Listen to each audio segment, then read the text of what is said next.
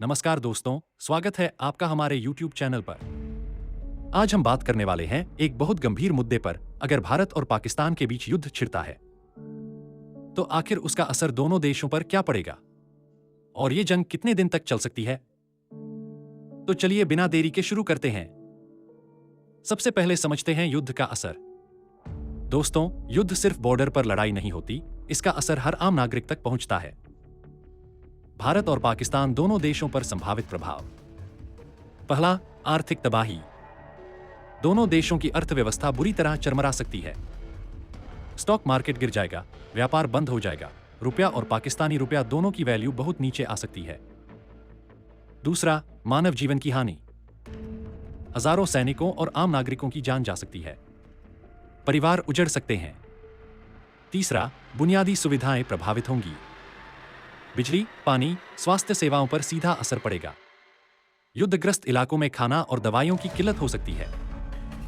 चौथा, डिप्लोमेटिक अलगाव। दुनिया भर में दोनों देशों की छवि खराब होगी। अंतर्राष्ट्रीय प्रतिबंध भी लगाए जा सकते हैं। पंचम, आंतरिक अस्थिरता।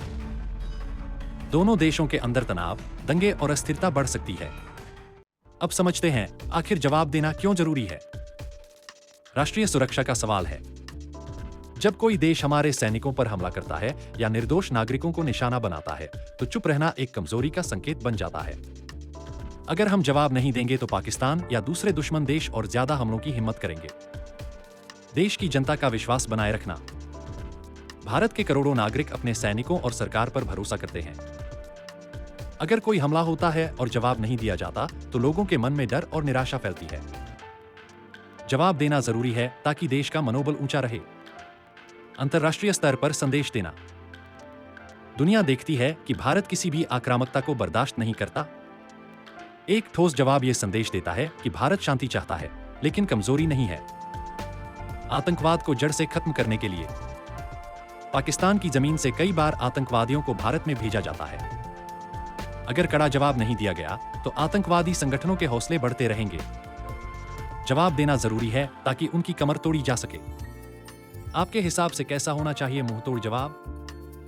सैनिक कार्रवाई जैसे सर्जिकल स्ट्राइक या एयर स्ट्राइक। आर्थिक दबाव जैसे व्यापार बंद करना, पानी रोकना।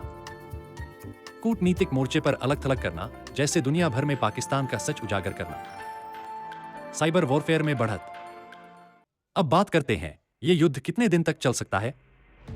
दोस्तों, विशेषज्ञों की माने तो आज के समय में लंबी लड़ाई की संभावना बहुत कम है, क्योंकि दोनों देशों के पास न्यूक्लियर हथियार हैं। अगर युद्ध छिड़ा तो 5 से 10 दिन के भीतर ही अंतर्राष्ट्रीय दबाव जैसे संयुक्त राष्ट्र, अमेरिका, चीन वगैरह युद्ध को रोकने की कोशिश करेगा। अगर सीमित युद्ध हुआ जैसे कारगिल युद्ध तो यह 2 से 4 हफ्तों तक भी चल सकता है। लेकिन अगर परमाणु हथियारों का जरा भी खतरा दिखा तो शायद 1-2 दिन में ही दुनिया का दबाव इतना बढ़ जाएगा कि दोनों देशों को बातचीत करनी पड़ेगी। आखिर में दोस्तों, शांति बहुत अच्छी चीज है, लेकिन अगर कोई हमारी शांति को कमजोरी समझता है तो उसे मुंहतोड़ जवाब देना जरूरी हो जाता है। भारत शांति प्रिय है, लेकिन जब बात आत्मसम्मान और सुरक्षा की आती है तो भारत पीछे नहीं हटता। जय हिंद, वंदे मातरम।